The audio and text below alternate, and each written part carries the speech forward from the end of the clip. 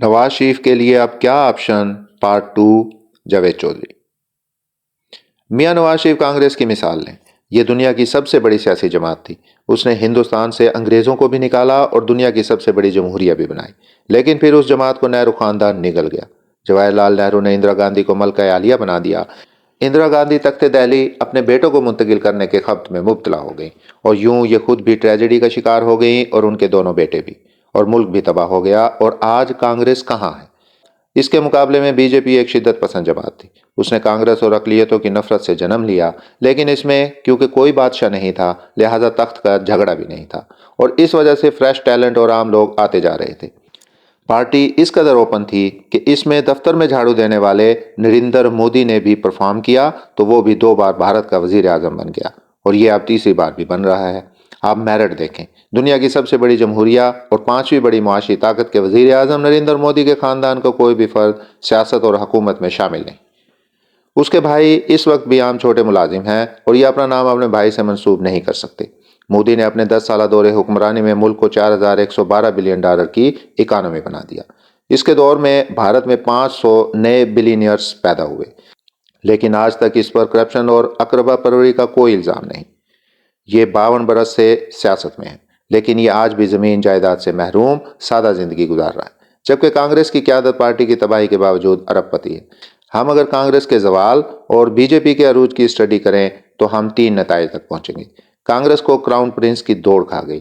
یہ elite families, business مینوں، سرمایہ کاروں اور الیکٹیبلز کی پارٹی تھی۔ اس میں نئے ٹیلنٹ اور عام لوگوں کی گنجائش نہیں تھی۔ پارٹی میں سیاسی خاندان پیدا ہو گئے تھے۔ ان لوگوں نے حلقے آپس میں بانٹ لیے تھے۔ دادا کے بعد بیٹا اور بیٹے کے بعد پوتا منتخب ہوتا تھا، اور وہ اہل ہو یا نہ ہو اسے وزارت بھی مل جاتی تھی، اور وہ اس وزارت سے کروڑوں کماتا تھا۔ اور 3، پارٹی صرف حلقوں تک محدود تھی۔ یہ ووٹرز کو پاکٹس میں تقسیم کر کے آدھے تیرے اور آدھے میرے، یا اوپر کی سیٹ میری اور نیچے کی تیری جیسے فارمولوں سے الیکشن لڑتی تھی۔ جبکہ اس دوران ملک میں میڈیا اور سوشل میڈیا کا انقلاب آ چکا تھا، اور 62% ووٹ بینک نوجوانوں میں شفٹ ہو چکا تھا، اور یہ نوجوان سیاسی خاندانوں سے نفرت میں پلے تھے۔ بی جے پی نے کھل کر سوشل میڈیا استعمال کیا۔ اس نے نوجوانوں کی نفرت کو ہوا بھی دی۔ اسے اگر ہندوازم اور مسلم دشمنی میں ووٹ نظر آیا تو اس نے ایک سیکنڈ نہیں سوچا۔ نریندر مودی نے اپنا سیاسی قد بڑھانے کے لیے گجرات میں مسلمانوں کے سروں کے مینار تک بنا دیے، اور پاکستان کو نہیں چھوڑوں گا کا نعرہ بھی لگا دیا۔ روایتی میڈیا، اخبارات اور ٹیلی ویژن چینلز کانگریس کے کنٹرول میں تھا۔ بی جے پی نے سوشل میڈیا میں رسائی بڑھا کر روایتی میڈیا کا اثر توڑ دیا۔ اس نے اپنے اینکرز بھی ڈیولپ کر لیے اور روایتی سیاست سے نفرت کو بھی اپنی طاقت بنا لیا۔ دوسرا، اس نے شخصیت یا الیکٹیبلز کی بجائے ووٹ کو اثاثہ بنا لیا۔ بھارت میں لوگ آج ایم ایل اے کو ووٹ نہیں دیتے، یہ بی جے پی کو ووٹ دیتے ہیں۔ چنانچہ پارٹی آج پی ٹی آئی کی طرح جس کو بھی اپنا امیدوار قرار دیتی ہے اسے ووٹ مل جاتا ہے۔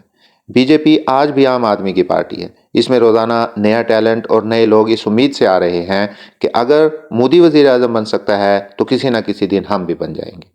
سوال یہ ہے، کیا پاکستان مسلم لیگ نون میں کوئی شخص یہ کلیم کر سکتا ہے؟ جی نہیں۔ لہٰذا آج مسلم لیگ بھی اسی انجام کا شکار ہے جس کا شکار کانگریس ہوئی تھی۔ آج یہ پارٹی بھی کانگریس بن چکی ہے۔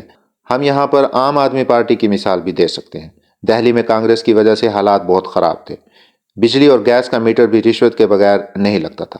پینشن کی فائل بھی ایک میز سے دوسری تک پہنچانے کے لیے رقم لی جاتی تھی۔ ان حالات میں اروندر کیجریوال سامنے آیا اور اس نے روایتی پارٹیوں کو زندہ گاڑ دیا۔ یہ پارٹی 2013 سے دہلی میں برسر اقتدار ہے اور اس نے تمام روایتی سیاسی خاندانوں کا صفایا کر دیا۔ ہم اب عمران خان کی طرف آتے ہیں۔ عمران خان کی اٹھان جرمنی کے ہٹلر اور اٹلی کے میسولینی کی طرح تھی، اور پی ٹی آئی پاکستان کی بی جے پی ہے۔ عمران خان نے اپنے آپ کو میسولینی اور ہٹلر کی طرح قوم کا مسیحا ثابت کر دیا، جس کے بعد جرمنی اور اٹلی کی طرح عوام اور سول اور ملٹری بیوروکریسی تقسیم ہو گئی، اور آج لوگوں کے پاس صرف ایک آپشن بچا ہے۔ یہ اگر زندہ رہنا چاہتے ہیں تو پھر انہیں عمران خان کا ساتھ دینا ہوگا۔ کمشنر راولپنڈی لیاقت علی چٹھا کی مثال آپ کے سامنے ہے۔ ہم اگر ان کے بیان کو سچ مان لیں تو یہ پہلے دھاندلی کراتے ہیں اور پھر سوشل میڈیا کے دباؤ میں آ کر اعتراف کر لیتے ہیں۔ آپ عدالتوں کی صورتحال بھی دیکھ لیں۔ الیکشن کے بعد عمران خان کے تمام مقدمے سست ہو چکے ہیں۔ جج محمد بشیر عدالت ہی نہیں گیا۔ ریاست کے مکمل پریشر کے باوجود پی ٹی آئی نے 95 سیٹیں بھی نکال لیں۔ لہٰذا ہمیں ماننا ہوگا عمران خان ریاست کو تقسیم کرنے میں کامیاب ہو چکے ہیں۔ دوسرا، ان کی پارٹی عام لوگوں کی پارٹی بن چکی ہے۔ بے شک 2013 اور 2018 میں اس پارٹی میں روایتی سیاستدان اور سیاسی خاندان تھے، لیکن 2024 میں یہ عنصر مکمل طور پر ختم ہو گیا اور پارٹی نے ریاست کی مکمل مخالفت کے باوجود اپنا وجود منوا لیا اور یہ اب دیو کی طرح ملک کے درمیان کھڑی ہے۔